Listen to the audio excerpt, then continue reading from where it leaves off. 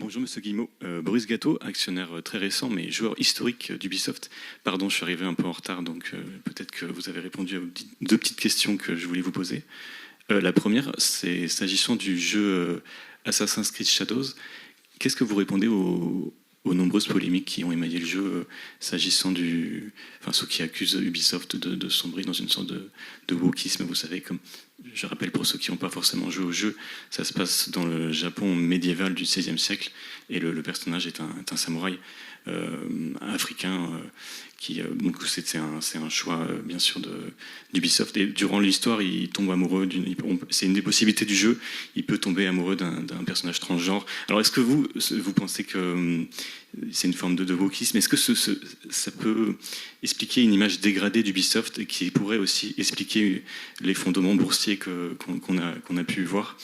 Et est-ce que c'est une volonté de votre part d'ouverture, je ne sais pas, ou est-ce que vous allez revenir en arrière un petit peu sur cet agenda politique plutôt de gauche qui prime un peu parfois sur l'expérience vidéoludique? C'est ma première question. Et ma seconde question, elle concerne la pétition que vous devez connaître, j'imagine, Stop Killing Games, arrêtez de tuer le jeu vidéo, qui a réuni déjà des millions de signatures et qui souhaite forcer les éditeurs de jeux vidéo à garantir que tous les jeux puissent rester jouables et accessibles même après la fin de leur support, après la fin des serveurs, y compris pour les jeux en ligne. C'est une pétition qui a été donc lancée en 2024, après l'annonce justement par Ubisoft de la fin des serveurs du jeu The Crew, qui a été lancé donc en 2010.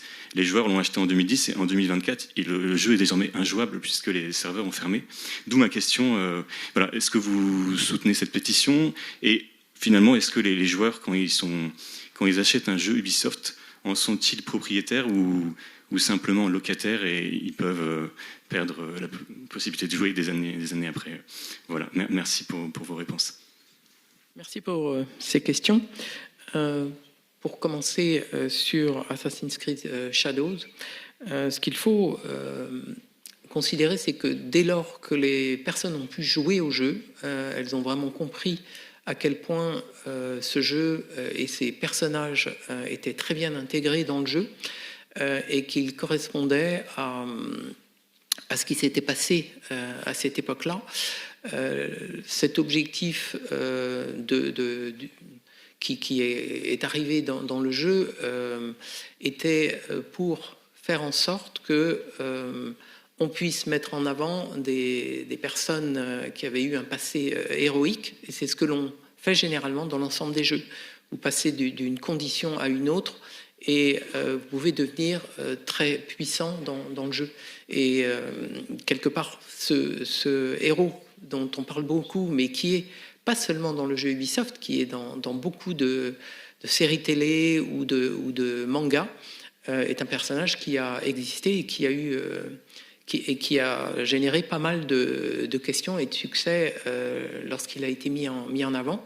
Donc c'est ce qui a justifié le fait qu'il soit intégré, parce qu'il permettait de raconter une histoire différente de celle qui existe. Pour ce qui est de la pétition, en fait, nous sommes dans un marché où nous apportons, quand nous sortons un jeu, nous apportons un support très important et nous avons des services qui sont assez lourds pour s'assurer que le jeu fonctionne en permanence, soit débugué et ainsi de suite. Et donc, de plus en plus, nous mettons une information sur le fait que le jeu va être joué sur une durée et donc qu'il potentiellement pourra être arrêté. Ce que l'on a mis en place, parce que l'on a vu bien sûr la réaction sur ce qui s'est passé sur notre jeu, c'est on a proposé pour 1 euro à toutes les personnes qui avaient acheté le jeu de pouvoir acheter la version suivante pour 1 euro, donc à un tout petit prix, pour leur permettre d'aller sur un jeu qui tourne et que l'on a annoncé comme étant un jeu qui sera aussi disponible offline dans le futur pour pouvoir continuer à jouer sur le jeu. Donc c'est une problématique que l'on a rencontrée et sur laquelle on travaille, mais c'est une problématique qui n'est pas propre à Ubisoft, qui est propre à la profession du jeu vidéo, où vous fournissez un service, et ce service n'est pas éternel. Il y a une durée d'exploitation, et donc on travaille à faire en sorte que ça se passe au mieux pour l'ensemble de nos clients, en mettant dans les termes d'usage le fait qu'à un certain moment, on ne pourra pas continuer à supporter le jeu. Donc c'est quelque chose qui est déjà travaillé chez nous beaucoup, et qui est travaillé dans la profession pour s'assurer que l'impact soit le plus faible possible sur les personnes qui jouent. Mais c'est un élément à prendre en compte qui est lié à tous les logiciels qui ont une notion de service et qui finissent par s'arrêter pour aussi des raisons d'obsolescence du software, qui a certains outils qui, 10 ans plus tard ou 15 ans plus tard, ne sont plus disponibles. Et c'est pour ça que nous faisons des versions suivantes. Donc, dans le cas de ce jeu, nous avons un 2 puis un 3. Mais c'est un sujet assez vaste sur lequel nous travaillons.